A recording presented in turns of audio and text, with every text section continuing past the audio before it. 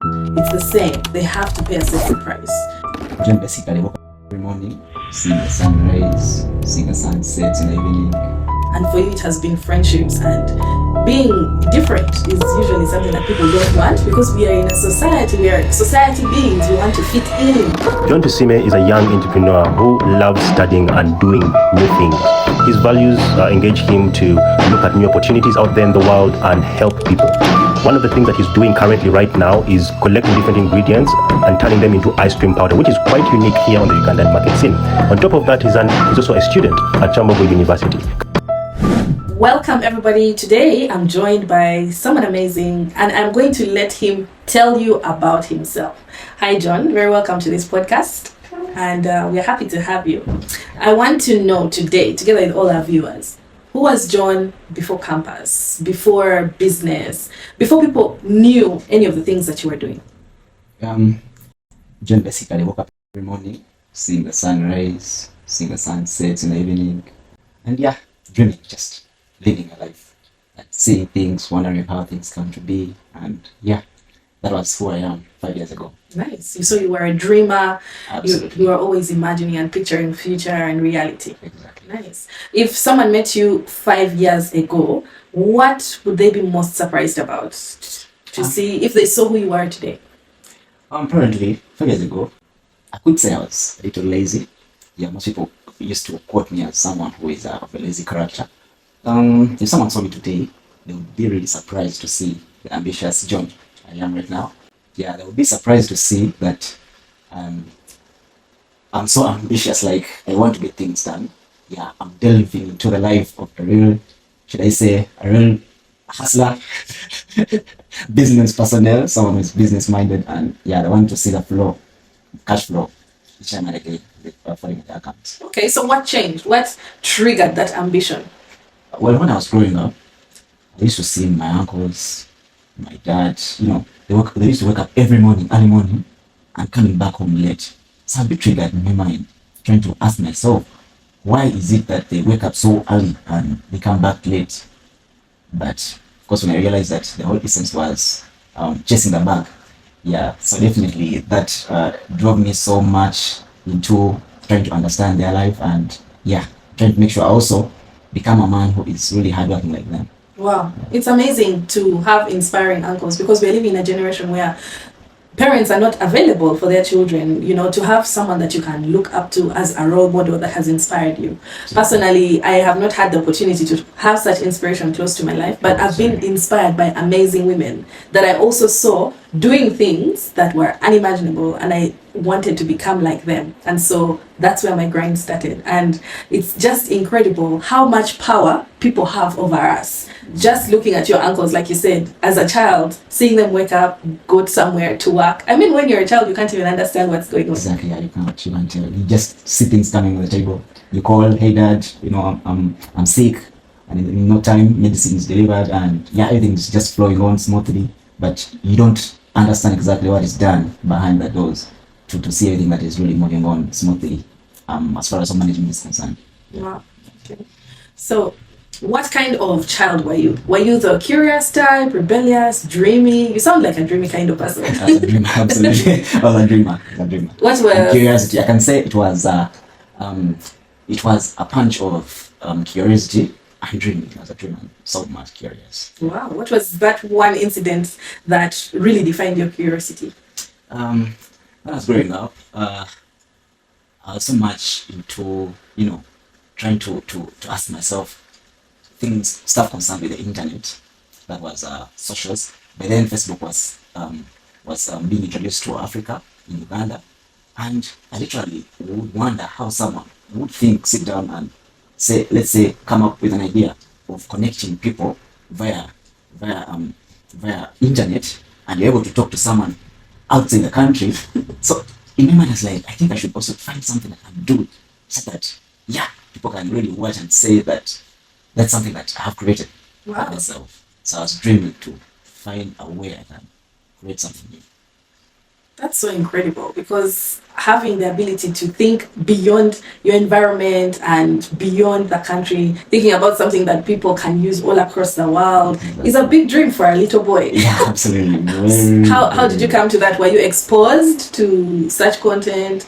How did you know about Facebook? Well, I have a cousin. He's called Francis. So by then he was at SMAC in Form 1. So by then I was in my primary 5. So he came back and he was talking about access to the internet, and specifically he mentioned about Facebook. Then I remember he said you don't need money to connect to Facebook, because by then there was this zero Facebook. I hope you remember zero Facebook. Yeah. So I used to access Facebook without even the cost of buying data. So all you needed was a small phone, and I remember it was a small phone that we used to access that internet, and that phone was for my auntie. So we used to steal it and access Facebook. Yeah, and really dig into Facebook and wonder how everything is being stitched around into a single hub. Wow. Yeah. And was there a moment when you realized that you were different from others? What I can say is I really never engaged with. Yeah, I grew up from the village, and somehow I didn't do what people would say villagers do. I didn't go in for playing hide and seek with neighbors, playing in the thickets with neighbors, but I would just look at the world in the village and wonder its existence, people living in it, and why people go in different places. So I realized that it was all about money. So somehow I felt like I thought differently. I can just think different now that I was thinking differently, because the rest of the kids in the village I grew up with, basically they were just living a life of the village. Like, wake up in the morning, do farm work, come back home, eat, sleep, wake up in the morning, do the same. Yeah, day after the other. So I somehow feel like I must have had a different mind, a different thought that was different from other people. Wow. And who was the first person that believed in you, and what did they see? What did they tell you? Um, I remember 5 years ago. Actually, 4 years ago, I was um, I was staying with my sister. She's called Irene. Yeah, she's an ambitious lady, strong lady, hardworking. So by then she was starting off an ice cream business. So um, I was like, she believed in me to take control of the business. However much I thought probably I couldn't handle, but she was like, on my back, yeah, you can do it, you can do it. You can even do beyond that.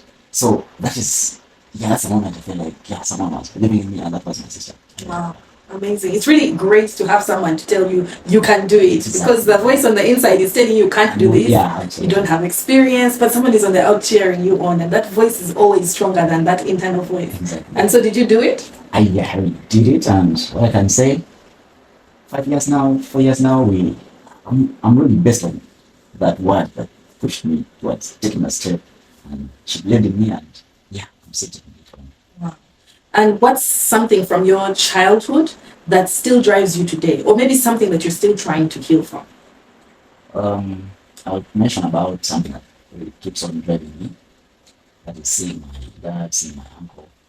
I mentioned uncle, dad, was because I grew up from different places. So the time I stayed with my uncle, he used to wake up early morning, like I mentioned it earlier on, waking up early morning. And when I noticed the incense of waking up early morning, it was all circling about just in the back, and him trying to fulfill his responsibility as a man. So definitely I saw myself becoming a man one day, and the essence of hard work and keep on being resilient regardless of any circumstances kept me also growing up in that kind of condition of trying to really be hardworking and be a man of responsibility. Yeah. Wow, that's incredible, because we are living in a generation where there are very few men who are trying to be men of responsibility. Exactly. Because very many of them grew in families probably where they never saw what a man looks like being modeled to them. Absolutely. And you had this opportunity, incredibly, to see for yourself what hard work a real man needs to put in, what discipline a real man needs to put in. Yeah, true, very true. So would you say that shaped your character as well? Yeah, definitely did. Really did. Yeah.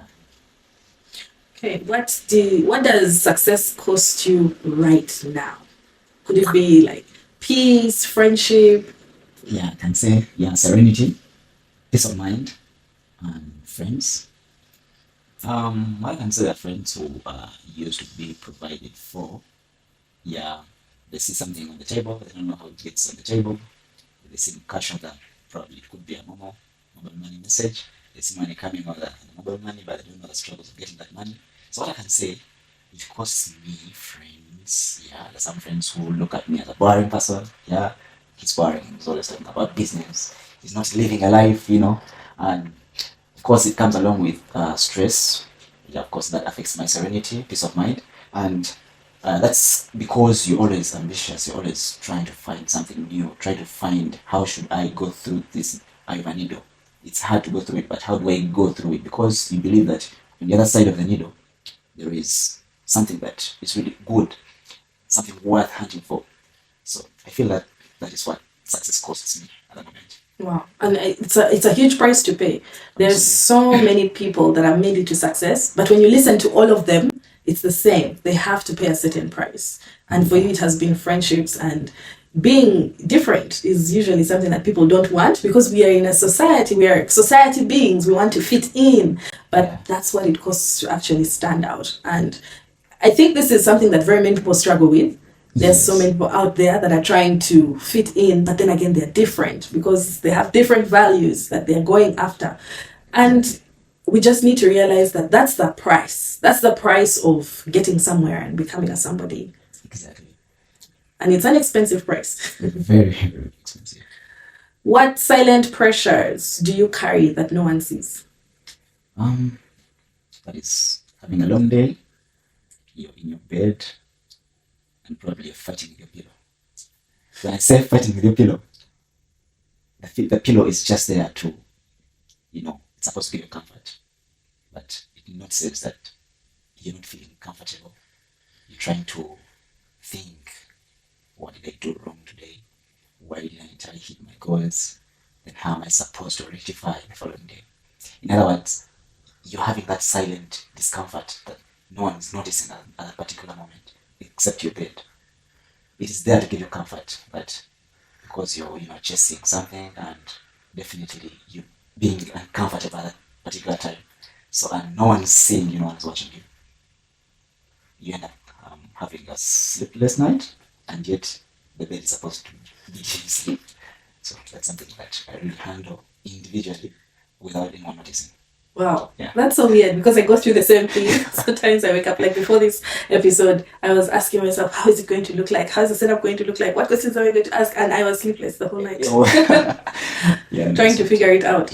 Yeah. Okay, that's amazing. Let's try to look at your why, your purpose, and your passions. Why do you do it? Those struggles that you go through, sleepless nights, losing the friends. Why do you keep doing it? I realize each day that comes, I always try to picture myself. There's that internal image that you see that no one else can see. Most times, I look at myself as, I can say, I'm sorry to say, but it's me, being shapeless. When my image is shapeless, then I always fight hard to put it into shape. But putting it into shape, it comes along with sacrifice. The same way an artist may get a piece of wood that is shapeless, and they're trying to cut off the unwanted parts to come up with a clear and defined sculpture. So in that way, I myself, I always look at my inner self, and I always find ways to shape myself to become a better version of me tomorrow. So by that, of course, it comes along with a lot of struggles and the ambitiousness for me to be a better version of me. Yes, without looking onto my neighbor, without having this competition of how is my neighbor, like trying to compare myself with my neighbor, but I compare myself, my previous self, and I find ways of how I can reshape myself to be a better version tomorrow. Wow. I love the analogy you've brought out of sculpting, cutting out a piece of wood, because it's painful. Absolutely. Very painful. If the wood would speak, it would tell, that sculptor, be like, please can you stop cutting me? But of course, it can't speak. At the end of the day, if it had a mind or mouth to speak, it would appreciate the sculptor that now I look like something that is important to the community. And yes, people are moving from long distances coming to see who I am right now. But of course, they wouldn't admire to see who I was yesterday because I was just a log lying somewhere in the woods. So basically, that's And also when you are cutting, it's painful, but it also takes time. absolutely. So there's someone out there who is in their journey. They're trying to become this incredible art piece, the final finished product. Yes. But there's all this pain that they have to go through, the cutting, and it takes time, an incredibly long amount of time if you really want to bring out that sculpting to perfection. Yes. It takes time, resilience, loss of ability. It really needs sacrifice. Yeah. Absolutely. Yeah. And that's the price. Yeah. There's no shortcuts. No shortcuts. I was talking to my husband yesterday, and he had taken the car for a wash, and he met these boys sitting by the side of the car wash as he was inside the shed. And the boys were saying, "Ooh, look, a rich man. He has come to wash his car." And they didn't think he was here. And they were saying, I think riches, like getting to the point where you're rich, is luck. Yeah. I don't think everybody can be rich. It's just for the lucky few. And he overheard them talking, and he was telling me, if only they knew the amount of hard work, pain, sacrifice, losing friends, sleepless nights, believing in yourself, telling yourself it's okay, keep going, even when the voices are telling you just quit, this is not working out. If only they knew all of that, they would not attribute it to luck, which is something that you're saying right here. Yeah. And the most incredible thing about what you're saying is that you inflict that pain on yourself because you're the very sculptor of your destiny. Absolutely. What gives you the courage and the boldness to do that? Yeah, of course. We are living in a rational environment. Yeah, everyone wants to see a sense of importance. And we are different characters in the environment. And if there is a point where you don't need to look at the environment as a whole, but you identify yourself as me, which kind of a character am I? Am I a character of importance, or am I the contrary? So when you notice who you are, of course, it is hard for someone to say that now I'm a character of importance. But then you fight hard to attract that sense of hard work. Like, what should I do to make myself be a person of importance?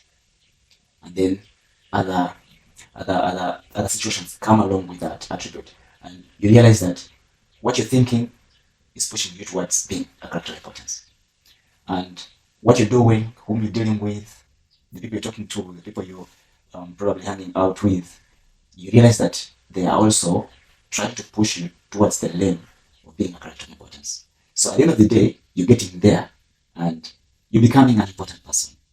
You feel at that point when you feel like now character of importance is when you're getting closer to your dreams, and you feel you're important because you're reaching your ambitions, you're reaching your goals that you set some time back, and yeah, you're really living on, like, you're getting there.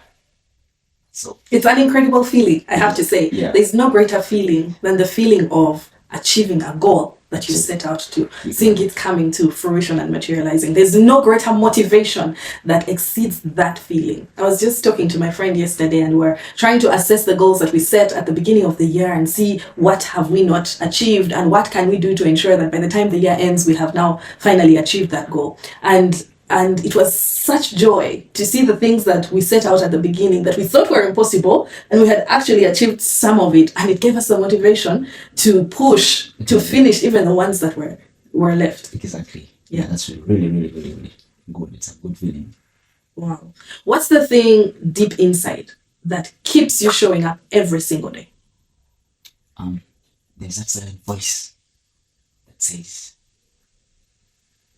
you have to be prepared for tomorrow. Somehow we say you don't know what tomorrow brings. Actually, you don't know what tomorrow brings. But then the confidence inside yourself tells you, the person inside yourself tells you, you know what? Even when you don't know what is coming tomorrow, whatever comes should find you prepared. So how prepared are you? you wake up from the slumber. If you're sleeping in the night, in the morning, and you realize that you're supposed to wake up at around 6 and it is 7 and still in bed, that voice forces you to get out and get things moving. Wow. Yeah. That's an incredibly strong voice that aligns to your goal and where you want to get to. Yeah, absolutely. And that means someone must have sat down and reflected and said, who am I really? When you were beginning this statement, you said that you know who you are. You've understood who you are. Exactly, yeah. So there are so many people out there trying to fit into society that they don't even know who they are, who they really are. Yeah. When you don't know who you are, it is even hard to credibly say or stand on your 2 feet and say, where I want to be. When you know who you are, I'm John. Probably if I love sports, I'm John. I love sports. I love basketball. But I find myself at a tennis pitch. I'll be like, am I supposed to be at a tennis pitch? Yeah. And you're at that tennis pitch, and you're not feeling fun. Like there's nothing entertaining. You're just watching people do their stuff, and you literally you're not in the environment at that particular time. But when you know who you are, yeah, I'm joining up basketball. So it means that when I'm at the basketball court, or probably I'm watching a basketball match, I'll be feeling the moment. Yeah, it'll be fun, and I'll feel it. Yeah, I feel like that moment was counted. Yeah, it's a moment I never wasted time. The same applies to this other world. When you know yourself, you know who to talk to, who to deal with, who to associate with, what to encode and what to just let pass by your ears. So technically, you're able to position yourself on a right path that gives you comfort because you know who you are. Wow. And it's a journey because, like, I'm hearing you say, I think, did you reach this point where you had to sit down and ask yourself questions? I'm hearing you asking yourself questions. Yes. You ask yourself questions. What do I like? Whom do I want to be 5 years to come? What should I really do that is passionate, that I'm passionate about?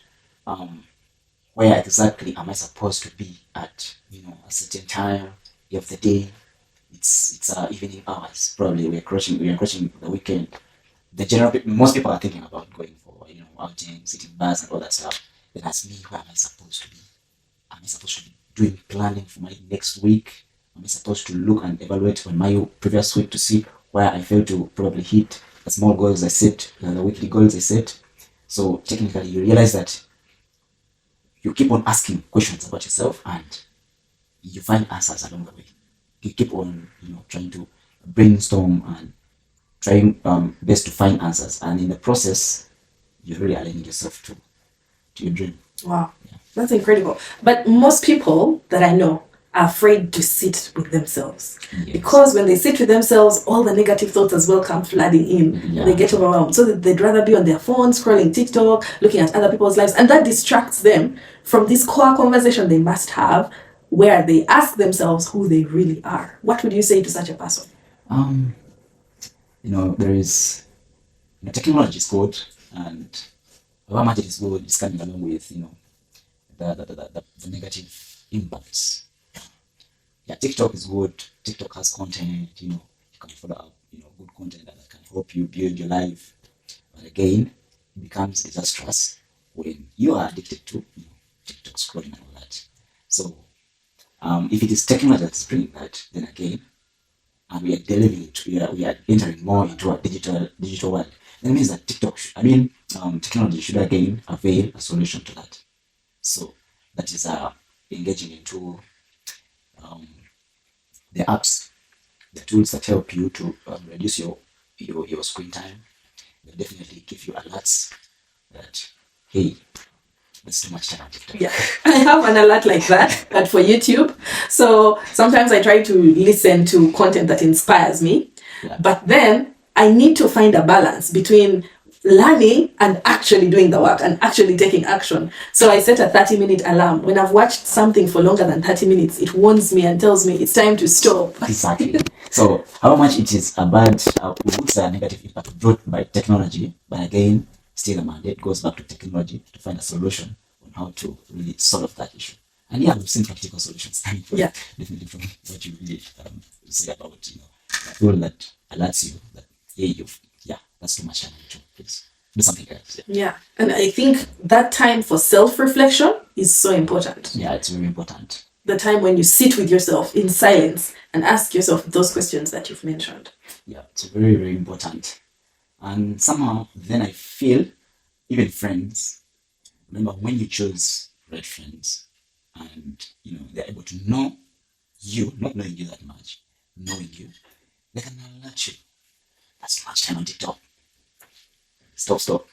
Then again, yeah, since you're always fighting hard, you're always having it on your mind, you find yourself doing it. It may not be perfect the first day, but at least if you spend 5 minutes the first day, then it means that tomorrow you strive hard to make it to probably 6 or 7 minutes. Then the other day, you find yourself laying it to 10, and it will become a daily thing that you will really get into it, and you find yourself replacing that TikTok time with self-reflection. Oh, and this is really the same formula we use to get over bad habits. So whether the habit is a bad habit, like maybe smoking, drinking, addiction, let's say you are addicted to something and you want to get off of it, the same way you reduce Yes. until you stop is the same way we can apply. Oh yeah, true. Exactly, yeah, true. Yeah, addiction, yeah, that's what I can say as well, because most times we're addicted to things that give us a temporary pleasure. Yeah, you take alcohol and you feel like you're on cloud nine, even though cloud nine doesn't exist. There's no nine cloud. If they take you up there, you will yearn to come back to cloud zero. So definitely it gives you temporary pleasure, but it becomes a struggle to fight that time you're giving a temporary pleasure, even when you know it is having a bad repercussion at the end of the day. So when you fight hard, even if you do it for like an hour, and each day that comes by, you reduce it to a minute, you're doing a great job. So at the end of the year, you reduce the 1 hour to 0 minutes, and you're over it. Amazing. Yeah. There's this thing that I came across, and they said that if you do one action, just one action, or you make a 1% change every single day, by the end of the year, that's 365%. Imagine 1% every day. By the end of the year, that's 365%. So I really love that even that one small minute makes a huge difference. Exactly, yeah, true. Because sometimes we fail to see that, and we want to see the bigger thing. Like, oof, I've got enough of it and I'm now done, Yeah. But that really always doesn't work. Yeah, it doesn't work. What works is those small incremental adjustments. Absolutely. And it's also the same with forming good habits. When you want to form a good habit, you don't just wake up and say, now I do gym every single day. You are just lying to yourself. Yeah. You have to start it slowly and do bit by bit. Like when you're doing push-ups, you can't just wake up and say, today I've done 500 push-ups. Yeah, it's not possible. So the body has to adopt that, habit each day that goes. I remember, I don't normally do, I don't go to the gym, but I decided to do it at home, doing those simple flex, simple exercises and all that stuff. And there's a time I said, I'll start with 10 push-ups. When I tried 6, I was feeling off. I was like, I think this is not something I'm supposed to do. And then I later on realized that the body cannot take it up if you're giving it a lot at once. So started with 5, then later day, next day, I made it to 10, like advancing to 15. Then you get those body achings and you pause for 2 or 3 days, then you get back to it.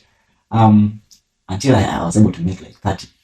And I'm still proceeding. So it is not something that I'm really, like some people hunt for me and say, gymming is part of my life, but I'm just doing it as, just to be fit. Yeah.